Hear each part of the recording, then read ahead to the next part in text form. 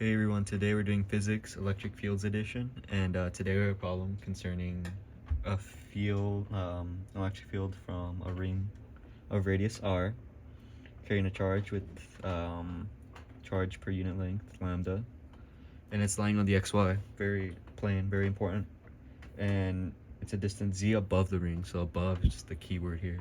So I got this little 3D thing right here. So honestly, if the xy doesn't matter, just do stuff like this, and then, but the important one is the z, since it's above, so it's the long plane. All right, so I'm gonna do my best to ring. Radius is constant, which is nice, and so z above the ring. So we're concerned with this right here, and I think labeling it is what helps a lot. So the opposite end right here, this is actually this is r hat. You're gonna get to that later, and I know it's gonna be hard to write, but this is theta right here, this angle, and by virtue this is theta too, but that I wrote a really small thing for some reason. Okay, and this is r right here, this is z, and this is the distance between. I'm gonna just do like a fancy-ish r like this. I hope you like my notation. All right, so I think honestly we pretty much did the whole problem already. So we gotta find what this distance is, and it's honestly easy. We just use the Pythagorean theorem. So, and it's the hypotenuse too. So z plus r. All right, and r hat as well. R hat's a bit more difficult, but it's possible because we use the fact that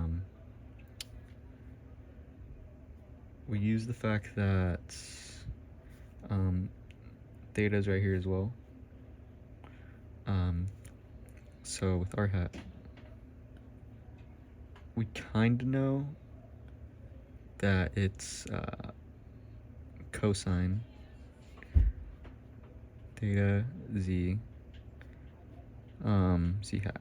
Okay, and so what this can help us, because we kind of know what cosine is. It's the close angle over the hypotenuse, and the close angle is z. So z right here, and then the hypotenuse, we already found that. Always leave it in terms of like the simple stuff we know already, and then yeah, okay. And so I know 3 minutes in and we're just getting into it, but trust. So we're gonna start with an infinitesimal point. That's what it's called. So it's gonna be small. I do delta. You have delta here. Delta just means really small, basically nothing.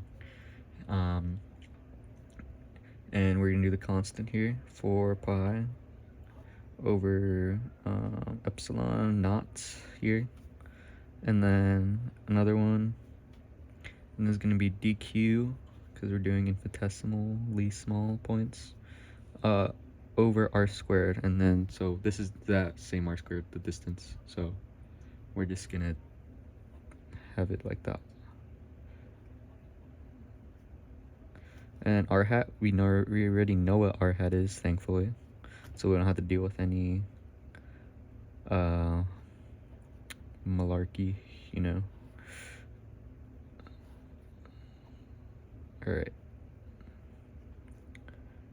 All right, so we can simplify this a little bit before we get it into the integral machine. So these two are gonna times by each other. Let's just do the little constants first. Constants, these are gonna add and then become pretty much the same thing inside, times 3 over 2. Since this is 2 over 2, you could say, and that's 1 over 2. Since they're multiplying, they're adding, so 3 over 2. 1 times z dq over, not over, but right here. Okay, so we got this infinitesimal point, right? Okay, this doesn't really help us that much, but it's a good stepping stone. We're kind of basically there. So now we're gonna try to find the total. No, we aren't really gonna summate, not really, but it's basically like we just did DE. Like, and then so, and then after, it's basically like we just did this, but I don't want to write all that, so we're just writing it like we already did this, because we basically already did. And there's gonna be something interesting here. It's gonna involve a lot of geometry, but these are constants right here, right? And so we use that dq as our little token to be able to do all this stuff. Z hat right here, and then dq. Now what you're gonna realize is dq, what it's asking us is the charge per unit length, and so what that means is dq equals lambda dl. But you're gonna notice we have nothing in terms of dl here. Let me rewrite this to be a little more clear.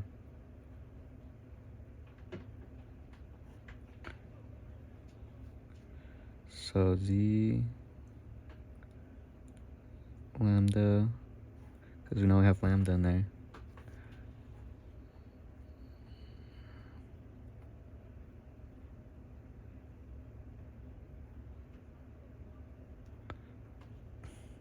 DL. Okay. Now, here's the thing that'll make it better for all of us, and it's that we have nothing in terms of DL. So everything here, the z, well, this is a constant, but the z and the lambda, which lambda is a constant. So the z's, since they have nothing to do with DL, it's basically this.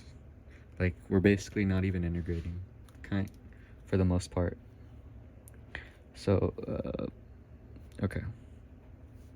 Z lambda,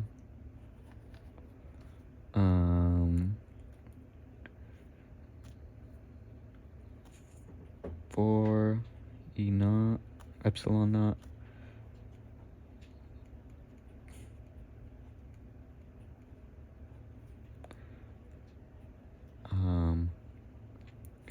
this DL.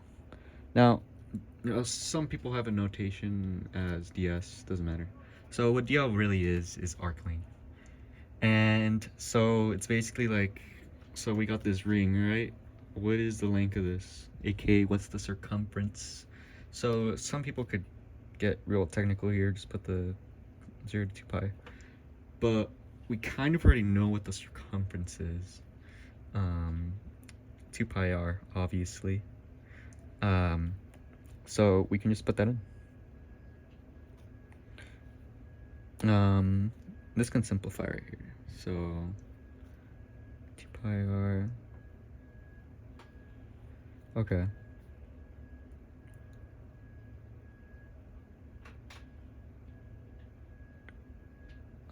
Okay. Wait, no. This is z. Sorry, I forgot to put the little distinguishing feature there. So just pretend this is a pi r. Get rid of that. Now it's a 2 pi r.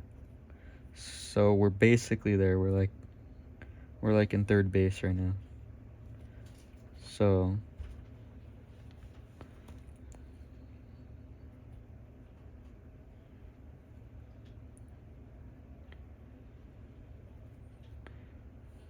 z hat, and actually r is like this. It's capital R in this notation. Z hat r. Okay. And this is your actual final answer. And there you go.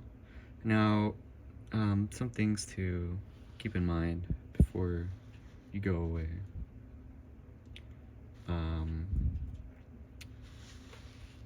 Usually, well, there's three different things, right? There's three different DQs. So it not only can equal lambda, this is like for linear stuff, like for 2D things. There's also a DQ for area, so like for a disk, if it's gonna ask you.